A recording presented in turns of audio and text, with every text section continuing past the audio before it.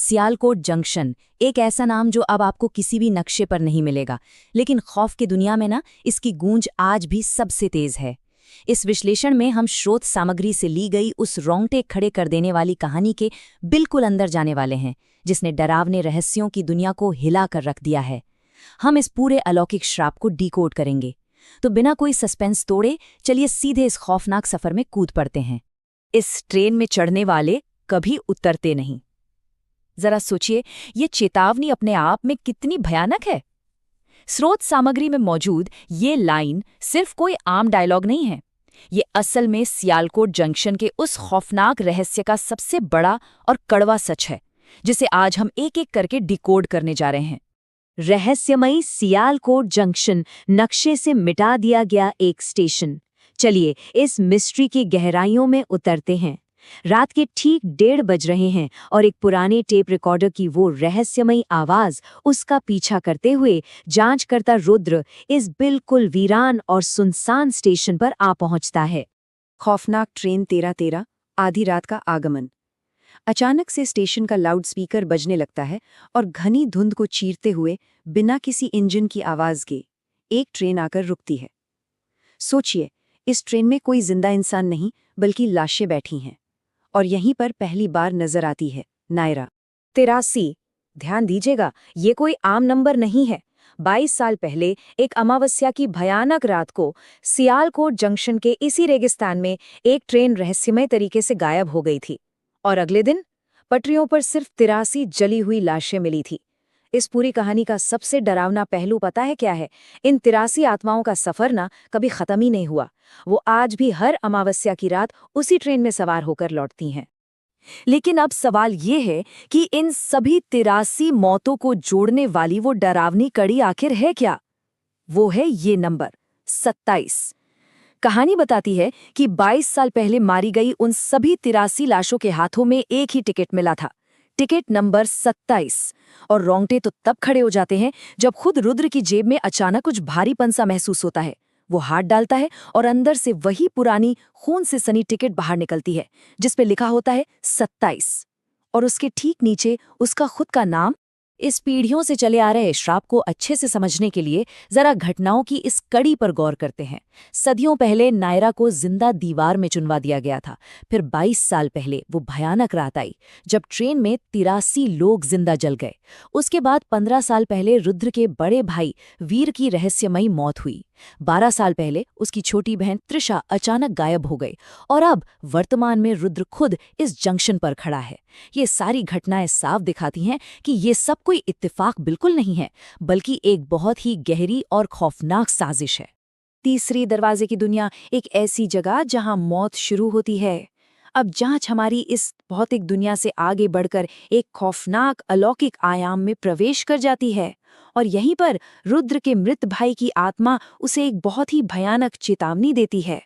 जरा इन दोनों दुनियाओं का खौफनाक फर्क देखिए। असली दुनिया का सियालकोट जंक्शन एक वीरान, खामोश और धूल भरा रेगिस्तान है।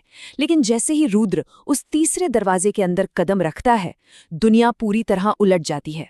तीसरे दरवाजे का सियालकोट मरे हुए लोगों का एक ऐसा शहर है जहां आसमान से हजारों लाशें उल्टी लटकी हुई हैं, जिनमें रुद्र का खुद का परिवार भी शामिल है। और आसमान में एक खूनी लाल चांद चमक रहा है। ये मंजर दिमागी तौर पर इतना डरावना है कि यहां से बचने का कोई भी रास्ता नजर नहीं आता। इस उल्टी दुनिया के नियम बहुत सख्त हैं। तीसरा दरवाजा एक ऐसा आयाम है जहां से वापस लौटने का सिर्फ एक ही खौफनाक तरीका है। सूरज निकलने से पहले किसी एक नई आत्मा की बलि देनी होगी। अगर ऐसा नहीं किया गया तो जो भी शिकार वहां फंसा है वो हमेशा के लिए इसी काले अंधेरे और ट्रेन नंबर 1313 का हिस्सा बन जाएगा। समय बहुत तेजी से बीत रहा है और दांव पर सच में बहुत कुछ लगा है। पिता का खौफनाक सौदा, आग की शुरुआत। लेकिन रुकिए, 22 साल पहले आखिर उस ट्रेन में आग लगी ही क्यों थी?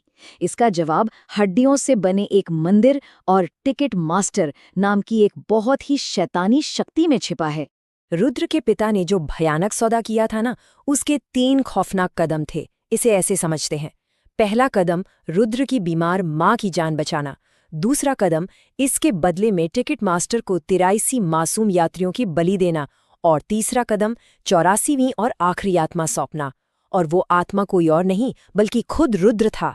जी हाँ, रुद्र के पैदा होने से पहले ही उसकी आत्मा का सौदा कर दिया गया था और उसका नाम उस खौफनाक ट्रेन के यात्रियों में लिख दिया गया था। पिता का ये विश्वासघात शायद किसी भी बुरे सपने से कहीं ज्यादा खौफनाक है। जरा सोचिए, अपनी पत्नी को बचाने के लिए उन्होंने उस रात ट्रेन के सारे दरवाजे बाहर से बंद कर दिए थे। अंदर छोटे बच्चे चीख रहे थे, छोटी नायरा खिड़की पीट पीट कर अपने पिता को पुकार रही थी, लेकिन उन्होंने एक नहीं सुनी और अपनी ही लालटेन से उस पूरी ट्रेन को आग के हवाले कर दिया। उन 83 मासूमों की चीखें और जलते हुए मांस की गंध ही वो असली वजह है जिसने सियालकोट जंक्शन को इस शापित दुनिया में बदल कर रख दिया। आखिरी खौफनाक सच, आधी रात की समय सीमा। अब जैसे जैसे सूरज निकलने का समय करीब आता है, सारे रहस्य, खौफनाक कहानियां और ये श्राप सब एक ही बिंदु पर आकर टकराने लगते हैं। अब तक हमें यही लगता था ना कि नायरा सिर्फ ट्रेन में जलने वाली एक मासूम बच्ची थी, लेकिन सबसे बड़ा और खौफनाक सच तो कुछ और ही है। स्रोत सामग्री यहाँ एक बहुत बड़ा राज खोलती है। सदियों पहले उस तीसरे दरवाजे को बंद रखने के लिए एक मासूम बच्ची को जिंदा दीवार में चुनवा दिया गया था, और वो बच्ची कोई और नहीं, नायरा थी। उसकी आत्मा कभी शांत नहीं हुई, बल्कि वो नफरत और शुद्ध अंधेरे में बदल गई। वो सिर्फ एक शिकार नहीं है, बल्कि एक सदियों पुरानी प्राचीन और बहुत ही विनाशकारी शक्ति है। सूरज निकलने ही वाला है और इस खौफनाक दुनिया को बंद करने का सिर्फ एक ही तरीका बचा है, एक स्थायी निवासी का बलिदान। रुद्र की बहन त्रिशा, जो 12 साल पहले गायब हुई थी, वो एक दिल चीर देने वाला सच बताती है कि वो असल में बहुत पहले ही मर चुकी है और वापस नहीं जा सकती। समय बिल्कुल खत्म हो रहा है और तभी सबसे भावुक और खौफनाक पल आता है। रुद्र की माँ, जिसे जंजीरों में बांध कर रखा गया था, वो अपनी बेड़ियां तोड़ती है और अपने बेटे को बचाने के लिए खुद उस तीसरे दरवाजे के अथाह अंधेरे में छलांग लगा देती है। आसमान पूरा लाल हो जाता है और एक माँ का ये बलिदान इस श्राप के दरवाजे को बंद करने की सबसे बड़ी कीमत चुकाता है। और इसी के साथ हमारा ये विश्लेषण अपने अंतिम पड़ाव पर आ पहुंचता है। तीसरा दरवाजा धीरे धीरे बंद होने लगता है। टिकट मास्टर भी डरा हुआ है, लेकिन बंद होने से ठीक पहले उस घने अंधेरे के अंदर से 2 खौफनाक लाल आंखें खुलती हैं और एक गूंजती हुई आवाज आती है, अब असली खेल शुरू होगा। ये सच में सोचने पर मजबूर कर देता है। आखिर क्या या कौन सी प्राचीन शक्ति अब जाग उठी है? क्या यह दरवाजा सच में बंद हुआ है या ये सिर्फ एक नई तबाही की शुरुआत है? इस सवाल का जवाब तो अब भविष्य के गर्त में ही है। इस खौफनाक और रहस्यमयी दुनिया को हमारे साथ डिकोड करने के लिए आपका बहुत बहुत धन्यवाद।